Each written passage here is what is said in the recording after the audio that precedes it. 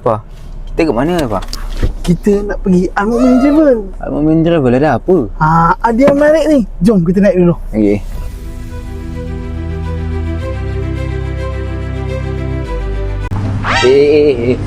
Kita nak pergi mana ni? Kita nak naik atas kan? Buat apa? Nak dapat umrah. Dapat umrah? Umrah percuma. Uish, jom lah. Bestnya umrah percuma Mana ada orang nak pergi umrah percuma? Ada cara dia. Macam mana pula? Jom. Aduh. Ish, cantik beg dia orang ni. Ni lah cara dia nak pergi umrah percuma. Cara dia Hanya like, share, follow, komen. Lepas tu kita dah layak dapat satu cabutan berkah. Ini dekat umrah secara percuma.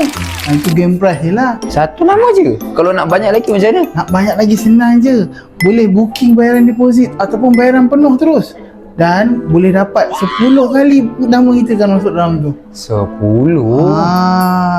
Banyak ni, senang lah nak menang kalau banyak-banyak nama. 10 kalau deposit. Kalau bayaran penuh 20 dah 30.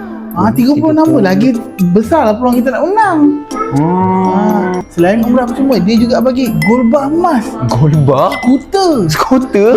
Dia bagi juga set bagasi macam ni secara percuma. Bagasi CD semua ni? Tak cukup dengan tu. Voucher lagi dia bagi nanti. Voucher? Jadi daripada Ogos sampai November ni, kita cepat-cepatlah daftar dan join kontes ni untuk dapat peluang memenangi umrah secara percuma. Uish, banyak ke selain umrah ke? Banyak. Ni sebenarnya untuk 20 tahun Al-Mu'min Travel. 20 tahun dah Al-Mu'min Travel? Ya. Jadi yang mana nak join kontes ni, boleh tekan link kat bawah dan penuhi syarat-syarat kita. InsyaAllah kita jumpa pada tarikh sebutan bertuah.